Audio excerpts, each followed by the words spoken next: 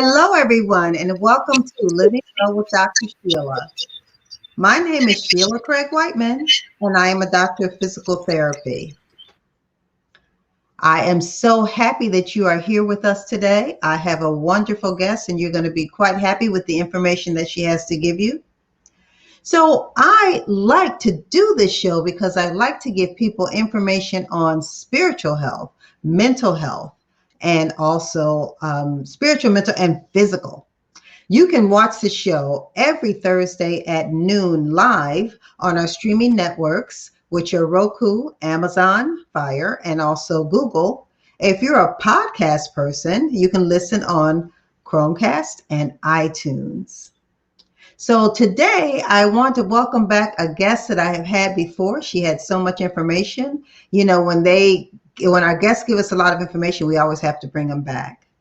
So we're bringing back today Karen Lorre, and I'm going to give you a little bit of her bio, a little bit more of her bio, and then we're going to jump right into asking her questions and getting information on our topic today, which is let go of pain and fatigue so that you can have a vibrant energy and more pleasure. We want to hear about this one. So Karen Lorre helps you to release pain and fatigue so that you can live a healthy life and stay active all your life.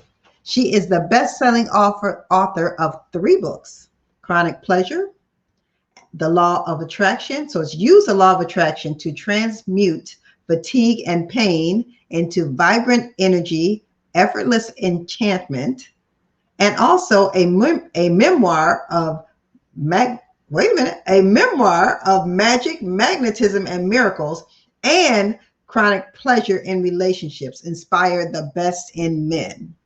She's been quite busy. She has been endorsed by Dr. Bruce Lipton, Dr. Deepak Chopra, Gail Hendricks, and many more. As Deepak Chopra said, Karen Lorre's love radiates to you. You can trust that Karen is the real deal. She embodies chronic pleasure and teaches you to do the same. So we're going to go ahead and welcome Karen to our studio. Hi, Karen. Welcome, welcome. Thank you so much for joining us again.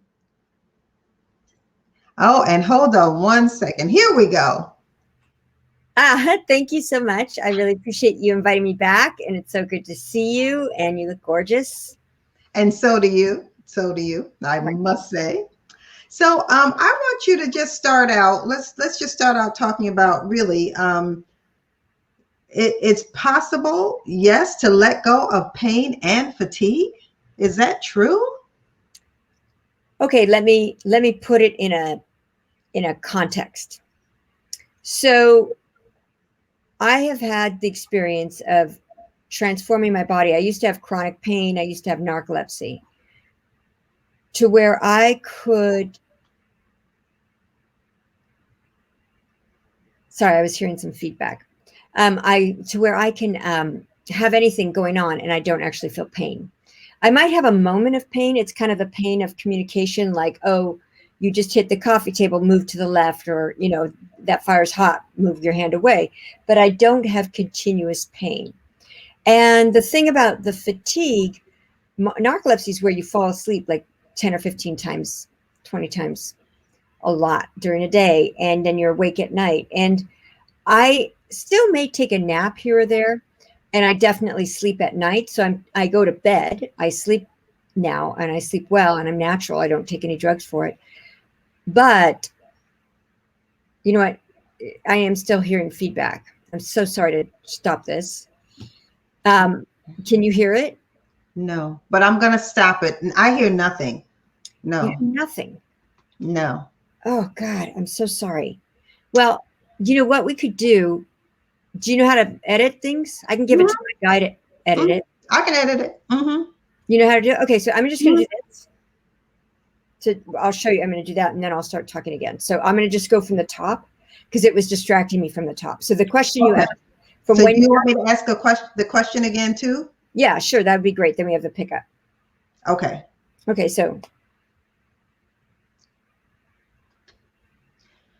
So, Karen, I just want to ask you a quick question. Well, it doesn't, you don't have to answer it quickly, actually, but is it possible for us to get rid of pain and fatigue?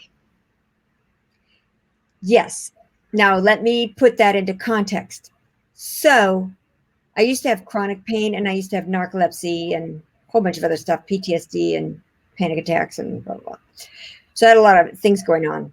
My girlfriend said, "You have so many issues, you should get a subscription." Magazine issues. It was funny. Anyway, so when I had like this awakening and things started to shift and the pain in my body went away. And then over time, the fatigue and the narcolepsy went away. And now I have vibrant energy during the daytime. I sleep deeply at night, which is the opposite also of narcolepsy. And I don't have any pain. Now, it doesn't mean, let's say I hit my knee on the coffee table, I'm still going to get the momentary, oh, move to the left so you don't do that again. That alert, I'll get that little signal that says, hey, that's hot or that's cold or whatever it is, that alert, that's too sharp, whatever, but it doesn't last. So that's the difference in terms of the pain. Like I had an injury on the back of my hand where I accidentally severed 3 tendons. I don't know how I did it because I was in a concussion. And when I when I woke up, maybe 12 hours later, I'd slept through this concussion late. I was supposed to go bike riding with a friend, and I saw that I had a cut, but I thought, just need a butterfly Band-Aid. My neighbor happened to come by and he said, "You need more than a Band-Aid, you need surgery, you got to go to the ER." And he threatened that he would make me go if, he would drive me there and if I didn't go by myself. So I said, okay, I'll go to the ER. I told my friend I wouldn't go bike riding. But I didn't have any pain. I didn't have any pain from the head injury, and I didn't have any pain from the hand. I went to the ER. I didn't have any emotional pain while I was waiting 5 hours. I didn't have any physical pain. They said, oh, you need an actual, real surgeon. You can't do it here. That's too complicated. You severed all these things in the sac and da-da. I still didn't have any problem. I went to they said, how many pain pills do you want? I said, I don't need any. And they said, are you sure? And they couldn't believe it because it was a huge gash. And I said, yeah, I don't need any. I don't feel any pain. And they were like, how are you getting home? I said, I'm driving. And they're like, they were freaked out. And then I said to the woman who was the doctor who was pregnant, I said, you're having a little girl. And she looks at me and she goes, how do you know? And I said, I can feel her. And she said, we just found out yesterday that it's a girl. So that was just another side thing. But anyway, then I went to the doctor and he was hilarious. And he just put me under local and he did the surgery and that was fine. How many pain pills do you want? I don't want any. Then I went to the physical therapist 2 days later to get a splint. And the physical therapist said, wait, how long have you been doing this? How long ago did you have the surgery? And I said 2 days ago. And she said, wow, you're healing like a 3-year-old. And I'm older than that, in case you don't know. And then they said, what's your level of scale from 0 to 10? And I said, of pain. What's your level of pain from 0 to 10? And I said, what pain? And so they wrote a big 0. And then I went to hand therapy for 10 months and it was still a 0 the whole time. I mean, every once in a while he would massage my hand with too much force. And I'd say, oh, can you back off?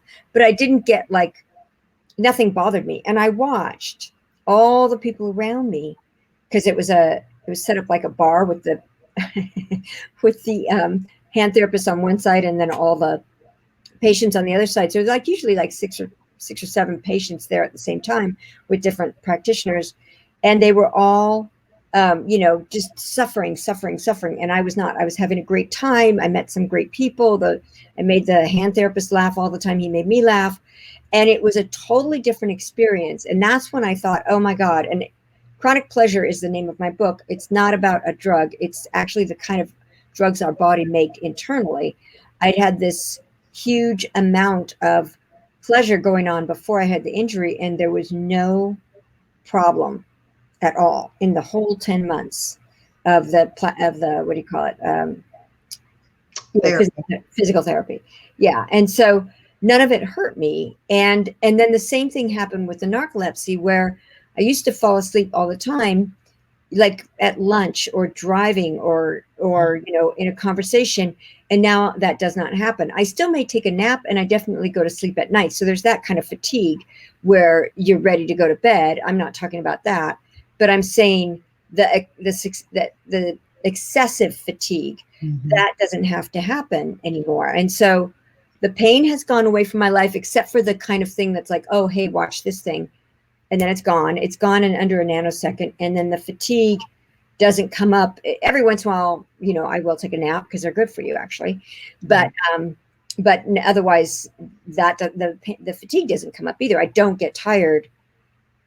It's great.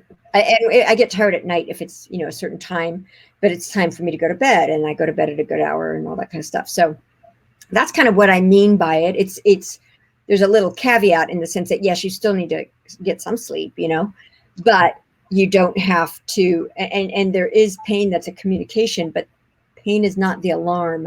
It's not supposed to be that incessant alarm that's going on and on and on and on. That's not what pain is for. Pain is just a brief communication.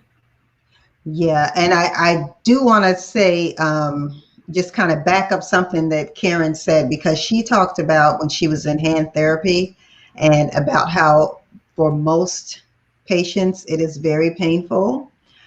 When I was in the clinic, the hand therapist was the person who really was out in the open. For me, I was behind the door, but even as I'm going past her, if I had some free time, and I would sometimes watch what she's doing, apparently it's very painful. It's very painful because people, even men, and men and women are both very strong, but you could see that they were pretty distressed. I'll just say that. So hand therapy it can be painful. But the other point that I wanted to bring up was that, and I'm glad you made the distinction between the what fatigue you were talking about. But for many women, and it's mostly women I found in my practice, fatigue is a big issue. And it's fatigue during the day. It's fatigue when you get up actually in the morning. You already wake up tired. So yeah, it's a really big issue. So anything that, and all of us are looking for ways to negate that somewhat. Because it does take away from your quality of life, slowly but surely, because you start to do less and less and less. But yeah. So, and my question, so you alluded a little bit about who you did, what you did previously, who you were, how your life was, but you were an actress actually for 30 years. Yeah, I've done around that amount of time. I don't know the actual math, but many years. Yeah. Yeah, 1,000 hours of TV and film and commercials and. Okay, and so what first got you interested in healing? Well, I actually wanted to be a doctor.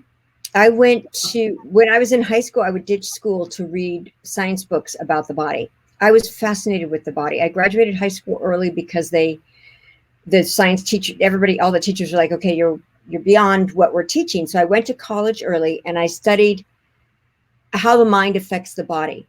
And I was at a school at first because I went mid-year. So that I went to a local school where they had physical bodies that I got to dissect, and they had, all sorts of things. So I got to see that and I loved that.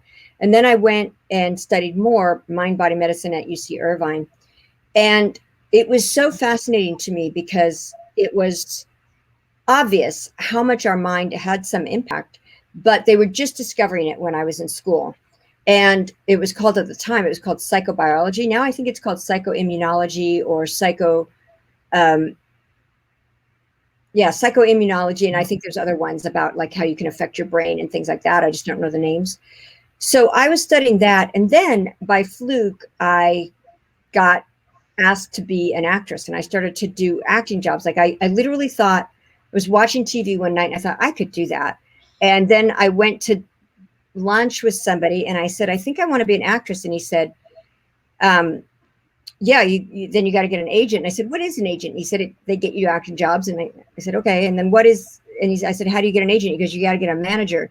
And I said, what is a manager? And he said, they get you an agent. And I was like, oh, okay. And then we leave the lunch and this woman comes up to me and she says, excuse me, are you an actress? And I'd made the decision, like 18 hours before. And I said, yes. And she said, I'm a manager. Here's my card. Call me. I want to talk to you. And she ended up being my manager and she got me an agent and I started getting acting work. And I was really torn because I liked the acting. I had a spiritual experience with the acting. It was like the best feeling I'd ever had, but I loved the science. And I had this one day where heard this voice that said, do you want adventure, or do you want to be, in a line with some other people? And I said, adventure. And so I knew it was about acting. So I went into acting, but the thing that was so fascinating is every character I played, I had a different physiology. And I watched as I played different characters, my whole physiology would shift. Even if it was a character for 1 week on a TV show or 2 weeks on a TV show, it even went more when I was working on a series. I was Tina on One Life to Live, and on that show, I played pregnant for 6 months or so with a leotard and a pillow, and I just was playing pregnant, and my breasts grew from size C, which they normally are, to size D. Nowhere else on my body got bigger, just my breasts. And I saw that over and over again. I also saw people who wanted to have kids and they couldn't have kids. Then one of them would get a role in a play or in a movie or in a TV show where they were working with kids, and they'd get pregnant. And so all this stuff, it just was like my mind was like, oh my God. And it was like acting was the perfect petri dish for what I had studied in college. So that's really what got me so interested in it, because as I saw it, it was so exciting. And it's something, so even this is something you always really wanted to do. So, you actually, it really, from our conversation, you actually wanted to do it. You might have gotten sidetracked by the acting because it was, fun, adventurous or whatever. But from there, acting was the thing that showed me what the science had talked about in real life. Oh, okay.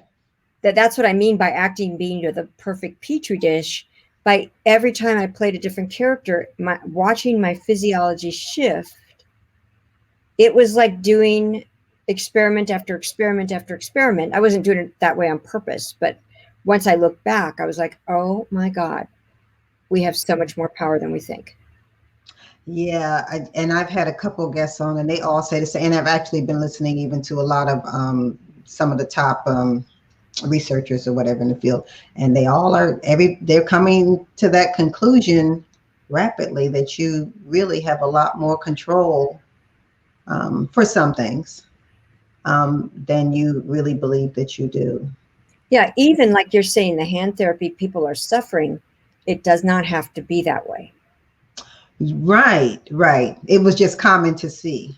Right. It's common. Yeah, it is. It was really common to see, and it was almost universal. So had we seen you in the clinic, we would have been like, what's going on? Like, what? Did you push your finger? Because usually it's fingers that you're trying to increase range or whatever. Are you really working with her? Because we would be like, what's going on? Because she seems awfully happy to be here. Yeah, and I'm sure people were actually probably saying that. They probably said it to you. Yeah, what's up? You're pretty happy to be here. So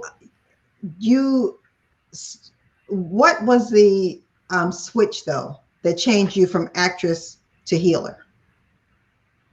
Well, actually, I kind of, even as an actor, I'd been studying healing. I just was fascinated with it. So I never stopped reading about neuroscience and epigenetics and human physiology and mind-body science. Even as an actor, I was still reading about it. And I went to Barbara Brennan. She was a healer. I went to school with her also, so I learned that. But what actually happened was, while I was acting, I was actually at an audition, and I had this uncured narcolepsy, and I fell asleep on camera while I was in the audition.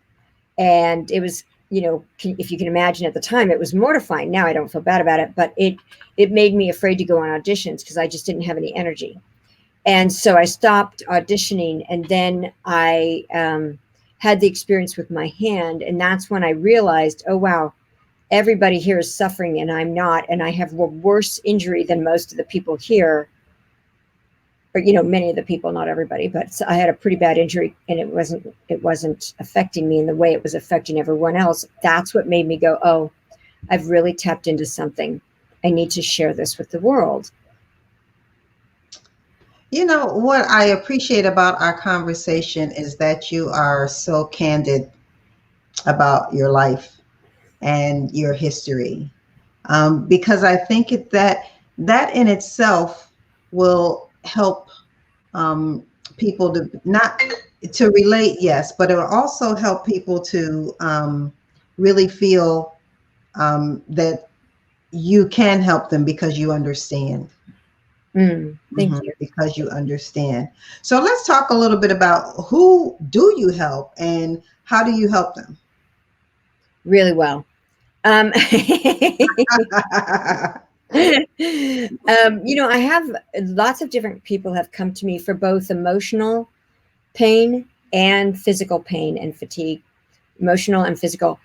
Um, so I do a consultation, a free consultation with people before I work with them.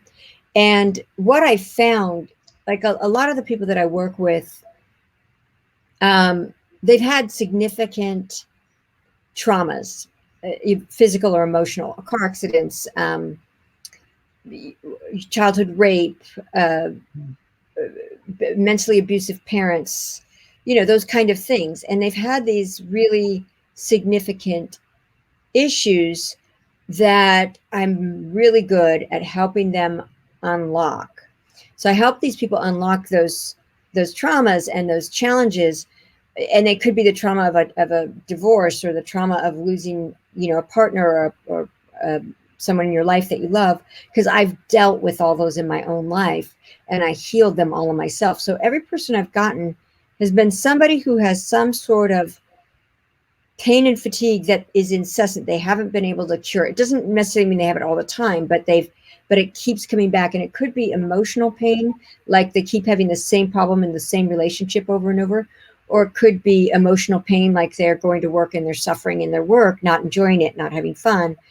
And it could also be physical pain, where their body's achy. And all of those kinds of people I've been able to help. And all of the people get more physical energy also, because that's something so key. And I found so many benefits that just make my energy so much better than it ever has been. I have better energy now than when I was a teenager, or you know, under like fourth, fifth, sixth grade. When I remember my energy, I had pretty good energy, but not like this. It's like over the top. Um, and we can see that you have a lot of energy. Because it's even bubbling up through the screen. So we can see that. Um, but um, how you kind of did explain how you help them, but tell us a little bit about some of the ways that you see people change with your, when you're working with them. Yeah. So, for example, one of my clients, before I met her, well, actually, I met her before, but before I knew her story, um, she had been married 18 years to a guy, and she loved him, but they had this kind of traumatic, dramatic relationship. And when I got to work with her, I found out that she had been sexually molested by satanic worshipers when she was 5, drugged and raped, and also her best friend. And so she couldn't really, she was having triggers all the time. And she was educated. She was at Cornell. She graduated as a psychologist, but not working. But she was constantly getting triggered, and especially in sexual situations and with her husband. So it got to the point where he was seeing someone else. And that's when she reached out to me. And we started working together, and we healed that initial trauma. We healed the guilt of, because her parents got separated. We healed all these different aspects and the triggers from her husband and from other stuff. And they were separated. Neither one of them knew if they were going to get back together. But they lived in the same neighborhood, and she and he started to see each other again. And now she was so light and so vibrant, and the emotional pain was gone, the confusion was gone, the fear was gone. She was now expressing herself. Excuse me. Hold on.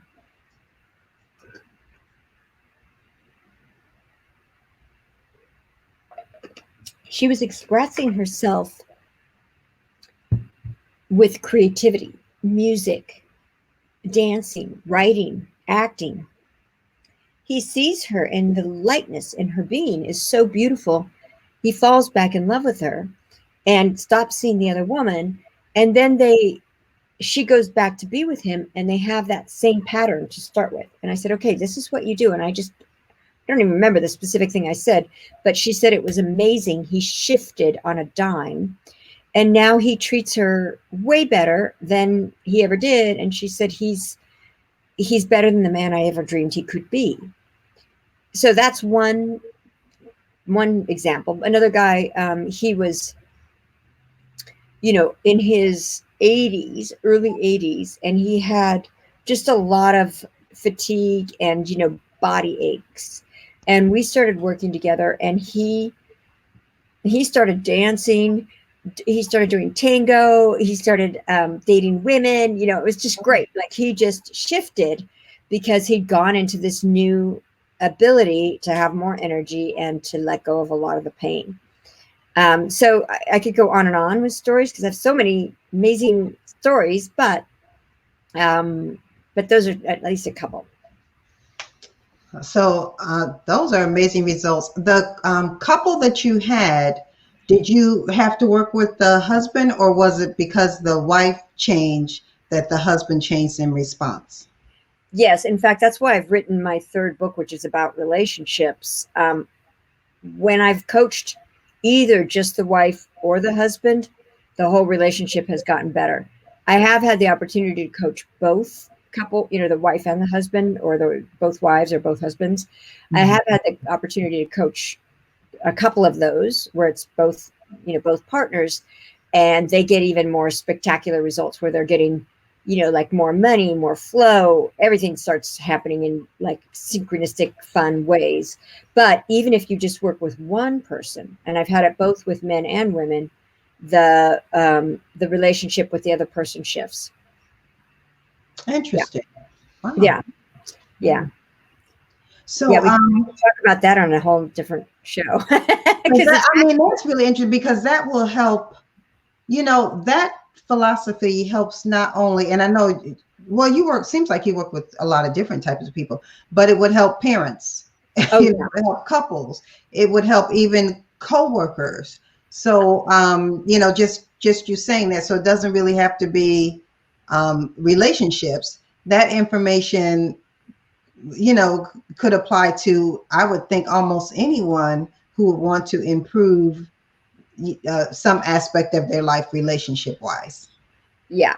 That's my third book. It says it's about relationships for women to inspire the best in men, but people have used it with their children, and all of my clients, all their kids get better. Even like one of my clients, she was a mom of 3, and her husband worked a lot, and she was tired, and she was, and her kids were all under 7, and and all boys. And so she was tired, and we started to work together, and her energy started to increase. And she was kind of also very like wishing she could have time away a lot more than she had. And by the time we finished, like even a half of the coaching, her kids had changed so significantly that she was now having, and she had changed, such a great time with them. They were just having the best time. And her husband became more available, and he saw that she needed some help. So he began to take them to school in the morning, to bring her coffee, to sit with her in bed before he went to work, after he brought the kids to school so she could sleep in, sending her on vacations by herself, so she just had time where she didn't have to take care of anybody, like all those things.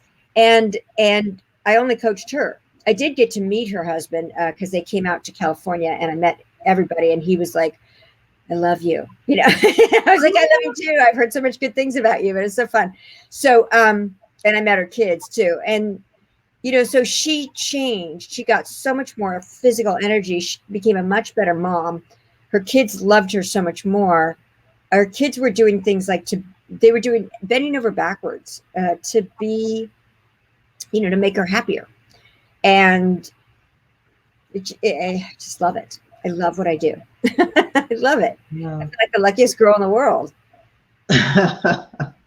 That is so nice. So, and you said that they came to California. So, you coach people anywhere they are throughout, I guess, the world. Is that Yeah, true? yeah. People are all over. I've had people in Scotland, France, Oh, Poland, Australia, New Zealand, and then all over the U.S., South America, Canada, and Caribbean, lots of places, Japan, yeah, really? different places, yeah, all over, and yeah, I love it. Oh, Denmark, Norway, yeah, I could go on. France, Wow. yeah. So interesting. So you talked about we talked about the book a little bit, but how did this book idea come to you? Well, the first book idea came to me because that's the chronic pleasure, letting go of pain and fatigue. It came to me because I had really, I sailed through having the hand boo boo, and Mhm. um, and I was just like, I was amazed. I was constantly amazed. And you said like the hand therapist probably looking at you like, what's weird? The guy told me that the hand therapist said, when you first came in, and he told me this. He goes, I don't like people who are too happy, and I said, that's cool. And it didn't let him, I didn't bother me, but I just kept being myself. And after a couple of months, he started just telling everybody who was sitting next to me, you got to meet Karen. She's amazing. You got to talk to Karen. She'll help you feel better. And then after I finished the hand therapy, he called me up and he like went on for 40 minutes. Like, oh my God, every time you came in, it was the best experience. Everybody loved you. You made me change Oh, the whole room. Everybody who, even the patients, talked about you even for months after you left. I mean, it's just like really sweet. We wow. still talk about you. We love you. It's just really sweet. So people did think it's strange, because I got a big gash in my hand and I'm not suffering. And, but so that's how I wrote the first book, The Chronic Pleasure. And then the reason I wrote my third book about relationships is because so many women and men have had emotional pain with relationships. And then I would watch as their emotional pain shifted, their relationships all got better. Like you said, coworkers, parents, children, wives, husbands. One of my clients was a man, and his wife and he had been together for several years, and they'd already started to not have sex. And so he was frustrated and he was upset. So I gave him some instruction on what to do, and he sent me this Facebook message. It was so hilarious.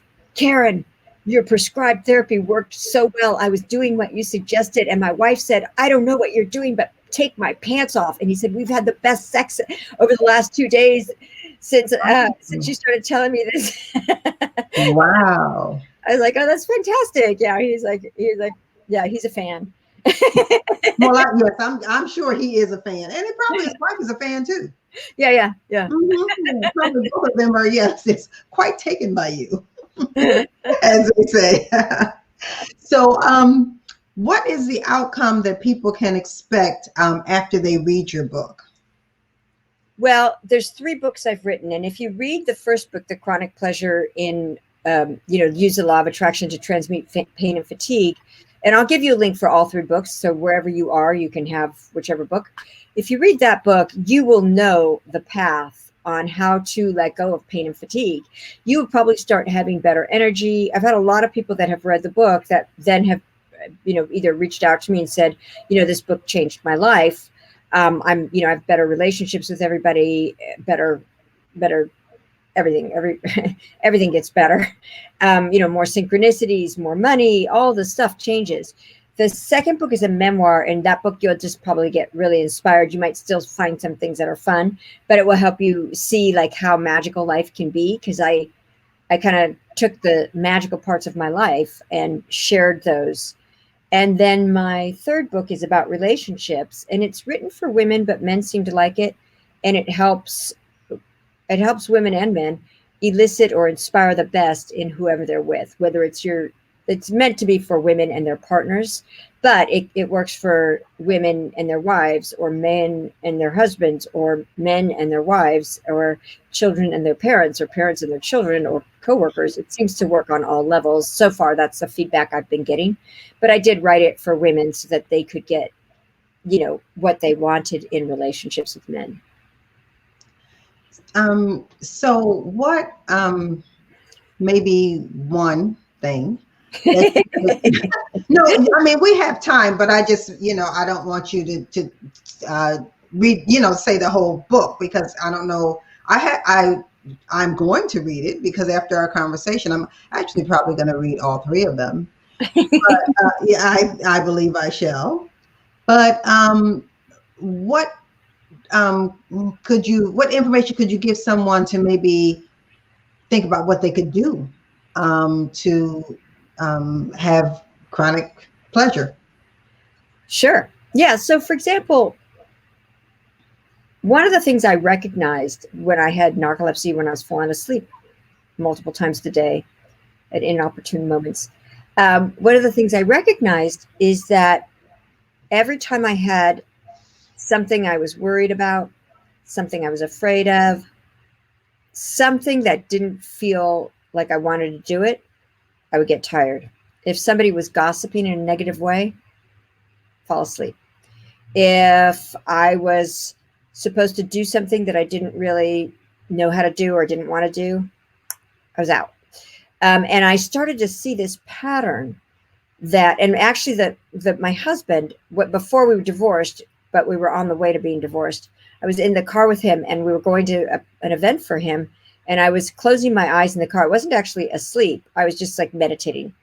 And he says, "Jesus Christ, you always fall asleep when things are," what do you say? "You always fall asleep when it's something that's for me, but when it's something that's fun for you, you stay awake." And I didn't recognize it at the time, because I was kind of shell shocked because he was yelling. But a couple of years later, when we were divorced and I wasn't around that, I was like, oh my God, he's right. He was right. If I was doing something I liked, like when I did acrobatics, which I love, I still love it, I had energy. I'm outside, I'm playing with my friends, I'm doing physical stuff. I might have to take a nap afterwards, but there wasn't anything kind of like, all it is about fun and playfulness and the beach. Like, there's nothing about it that's negative. So I didn't have any of these. I wasn't falling asleep. So the thing that you can do is start having discernment of when you start focusing on something that's negative, and see how that's the first step. See how your energy shifts. If you start worrying about something, watch whether your energy goes up or down, and just pay attention. That's the first level. Then I would say, once you kind of get clarity, oh, I can talk about this stuff, but when I talk about this, I start dropping.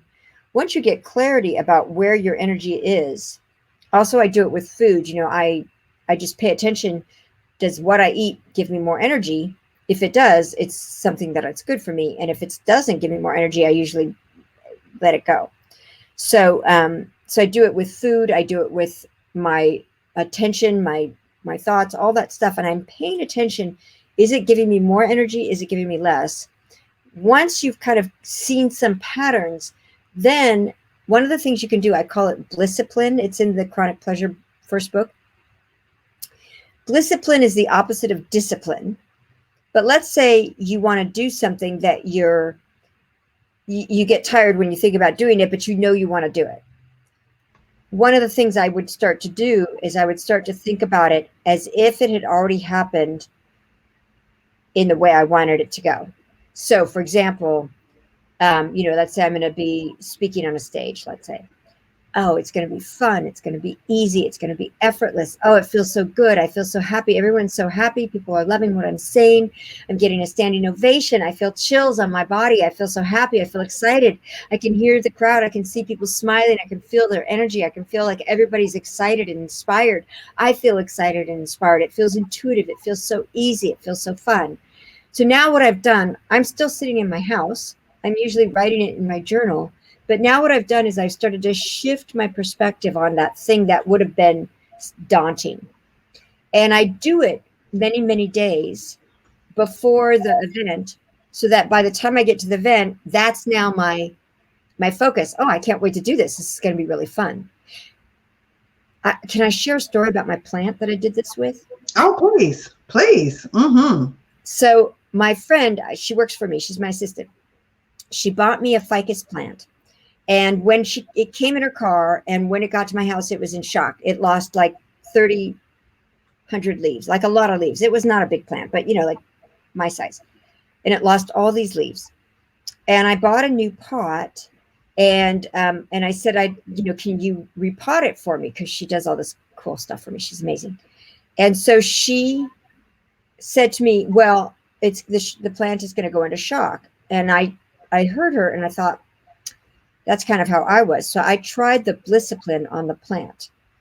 So I said to the plant, hey, you know what? You're going to get a new pot. You're going to love this pot. It's so pretty. And you're going to have more water. You're going to have more room for your roots. You're going to stretch out. It's going to be so easy. The girl who's going to do it, she loves you. I love you. You're going to be completely safe. It's going to be so fun. You're going to love it. I told the plant that every day. When she came, it was for 5 days.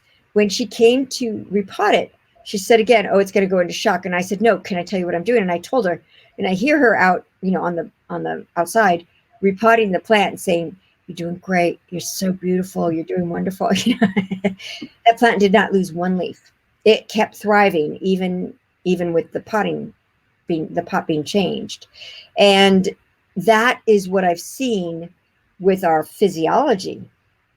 Our body is listening to our every thought or every emotion. So when you start to say something like, it's going to be really easy, you're going to be safe, you're going to love the pot you're going into, your body can relax, and then it is safe. Wow. So, do you, in your experience, do you think that the most people can do this on their own, or do you think that you might need some guidance? And I understand that it's different for everybody, because some people are very independent and can read something. But for people who you have worked with, is it that shift difficult to do? The shift is not difficult if you know how to do it. And I talk about it in all my books, basically, how to do it. But a lot of people, part of the problem is people can't see where they have a subconscious block. And I can see those really easily.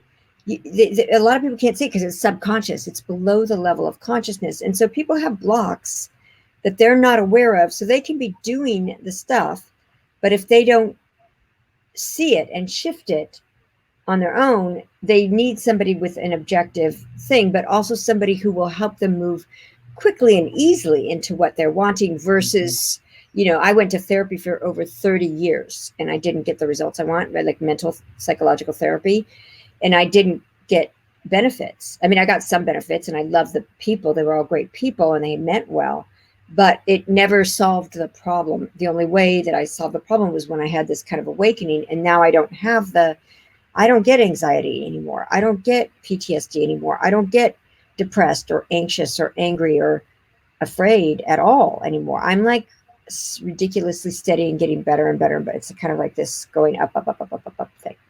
And so it takes, if somebody's going to do it on their own, like I did it on my own, it did take me 2 or 3 years. My clients, it doesn't take that long. I help people fast track it. But you can do it on your own, if you're diligent, if you're committed, and if you have the ability to see the things that are blocking you. That's where people get the most stuck. But I saw things that were blocking me, and I was able to get them done. Like I said, it took like 3 years of practice, and it took me about, I think I spent over $150,000 trying to learn different things and understand things better. I don't charge quite that much, and it's a lot quicker. So it just depends on what, some people are real self-starters, and so that might be perfect for them. And some people need, they need someone to hold their hand, and they want someone that can see what they can't see, so that they can it can be kind of simple and easy, and not just see it, but help them remove it. So many people come to me where people say, oh, you have this problem, but they don't remove it. And like, to me, if you tell somebody you have a problem, you better have a solution and be able to actually heal it versus just giving someone a label. So, I always ask questions that they're related, but they're not related. I ask questions that you say something and I'm just curious. So did you find that even as you were growing up and you were younger, that you had the ability to quote unquote read people, meaning feel them and, kind of feel where they are? Yes, I got much better at it, but I had it my whole life, and I didn't always listen to it. Now I listen, but I definitely had it. And I think that actually a lot of people that have early childhood trauma are very psychic. And I think it's because you've got to have awareness of everything around you because you're on this alert. And so you become hyper attuned to the subtle things that are happening. And that's kind of, and then when you undo that, then you get real intuitive. But now there's none of that vigilance that so many people have who have had those kind of challenges growing up. So yeah, I've always had it, but it's gotten so much more refined and so much more clear. Like, I don't have any, it's really easy now, pretty consistently. Did you work on that to get it that way, or do you think it just came through like maturity or wisdom of a year, being on the earth or whatever? Or did you consciously work at trying to be more empathic with others? It happened as a byproduct of what I was doing that I wrote in my first book. Okay. So what I wrote, The Chronic Pleasure to Let Go of Pain and Fatigue, which is basically what this conversation is mostly about. When I wrote, although we diverge, but let me just say we diverge, but all the divergence really help people connect the dots. Yeah. No, it's great. I don't mean, I wasn't saying in a bad way. I just no. Oh, well, we know that you would not be saying anything in a bad way. I'll just put that up. From our whole conversation, we know that everything is good. Yeah, I mean, there is a practice you can do that I did start doing because I did notice I was more and more intuitive, where I could, perceive things that were going to happen in a positive way. Like, one of my friends, he's an artist. He was very nervous about this project he was going to do. And I told him everything that the guy was going to say. He hadn't even met the guy who was going to hold it in the gallery, the gallery owner. He hadn't met the gallery owner. But I told him, I just knew, I channeled it. I just like, boom, this is what's going to happen. And then he called me like after he'd already met with the gallery leader and the guy had seen his work. He was like, this is what he said, and this is what you said, and this is what he said, and this is what you said. And it was like, so, it was married together, the two, what I had predicted like a month before and what he got a couple of weeks after that, or whatever, a month later. So that kind of stuff happens now more easily. And there's a practice you can do, which I will share with you. It's in Chronic Pleasure. They use the law of attraction to transmit pain and fatigue. And like I said, I'll give you guys a link, which is right there. It's on the screen, chronicpleasurebook.com. If you're listening, chronicpleasurebook.com. But in that book, there's a practice where you can, I do it on my phone, actually, on the notes, but you look at, you take a subject. So let's say it is intuition or empathy. You take a subject, and then every time you notice that you're intuitive, you make a little note, because whatever you focus upon, it grows. So you make a little note. Oh, I was intuitive when I told the man what his ex-wife's name was, or what his dead wife's name was. Or I was intuitive when I sang the song after her husband died that he always sang to her. I was intuitive when I knew I was going to go to the high Arctic with 100 world thought leaders. And then I got asked in the weirdest way to go with no effort on my part. Right. Like that kind of stuff. So you're like, you pay attention where you've had the intuitions and where they come true, and you just note it. and you just note it. And every time you note it, like I probably have, I have like in my notes section on my phone, a section called intuition. And I just make, while I'm driving, oh, I knew to turn here and I didn't know why I was turning here, but then I saw a castle in Los Angeles and now I know why I turned here. Right. Like, or I was guided to drive home. I saw people going in the same direction and the road was blocked and they were stuck and stopped with just basic traffic. And yet I was flowing home and got home really easily. That's like listening to the guidance, right? So that I'm making notes as I'm going through my day. I got this wonderful thing or this wonderful thing, of intuition or empathy or understanding or whatever it is that I want to focus on. So, let's see, I just had to glance at the time. Can you tell us, because you told us about the results from your programs and how well people do, but tell us kind of, not with detail, but how does the program work? Like, we talked about it being online. I don't know if you do any in person also, but how long does it take and that kind of thing? Well, it's individual. I mean, what I do is I do a consultation with everybody. And so once I determine whether or not I can help them and whether or not they are wanting help, sometimes people just want to come on and they don't really want the help. They just want to understand things. But once those two things are things, then I'll let people know what I think is best for them. Because some people don't need as much and some people need more. It just depends on the kind of, what they've got going on. And so it's really important for me. I can't really make a real say how long something would take or how short it would take, because it's not a set thing. I do have videos I've made and all that kind of stuff, but I keep making more videos and I keep growing as people come in with different issues, and I help. I add them, and there is definitely in-person time because people need it, and some people need it longer and some people don't. I had one girl and she'd had multiple head injuries, concussions, multiple concussions. And she was had anxiety, couldn't think clearly, was having challenges at her work. She's been with me just about 2 years. But in that 2-year time, all the head things went away. She got a new job. She didn't try. They found her. They made her the boss of all the men. She got better relationships with men. Men are falling all over her. She then got promoted, double promoted. She's making double the money. She's making, got a big advance. All this stuff happened. And part of it was just that she just didn't have any skills, and she'd had so many issues. But we worked. She doesn't have the concussion issues. She doesn't have the anxiety anymore. She's calm. She's relaxed. She's confident.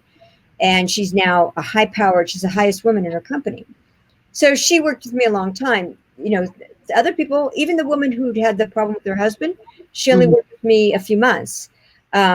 So it just depends on where they are and what they need. And sometimes you go, oh, wow, we've been working and you need a little bit more, or we've been working and, seems like you've got it, And so I'm not opposed to being aware as we go along, if somebody still needs it or if it's now no longer necessary, if they've gotten it on such a deep level. So it really depends on the particular person. Okay, but that actually did answer my question. And I understand that it would depend. I just didn't know if it was a set program. You know how people have set, okay, for 8 weeks, X, or, 2 months, well, 8 weeks is 2 months, but 6 months, X. So I didn't know if it was something like that, or, and yours sounds like it's very individualized. So it really just depends on the person and what they need. Right. Yeah. So and I did kind of put this up. So to close out, tell us what you want us to know. So, and I'll say this. So tell us, and you have already said how you get the book, but, even to formalize that, make sure that we know how to get the book, how to get any of the books, really, because you've written 3. So if we want to get any of the books, or how to contact you if they're interested in talking to you for a consult about your program or and whatever issues that they have. Can you just give us, wrap us up and let us know that information? Yes, of course. So if you would like a free digital copy of any of my 3 books, and I know I talked about all of them, so you might be confused, but you can go to Chronic, CHRONIC, Pleasure, PLEASURE, book, BOOK.com. It does have all 3 books right there, Chronic, Pleasure, book.com, and it's on the screen if you could see this. And then if you go to that site, you can, there's a way to contact me once you've downloaded the books. So you just all you have to do is just go to that site. I don't want to give you too many contact things.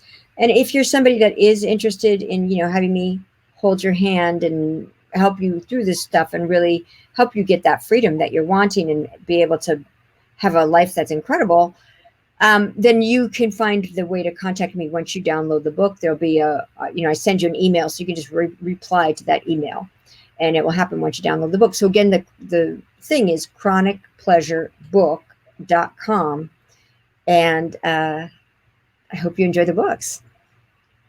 Yeah, let me get back on the screen. Thank you so much. Thank you. I really loved all the information that you have given us. I really do. And you know why I like it? I like it because people who have chronic pain sometimes run out of hope. They run out of hope, and you just begin to think there is nothing that you can do. Your doctor has given you medication, it's not helping, et cetera, et cetera. But just to realize that there are other things that you can do, there are other avenues that one can take in order to work on their health and their well-being and their mental stamina, because chronic pain also takes away mentally from how you can function. Absolutely. Yeah. And I was in that place myself where I had given up hope. I was suicidal because I had so much pain and fatigue. Mm-hmm. And then to go from there to where I am now and to watch my clients do that, it's the most gratifying.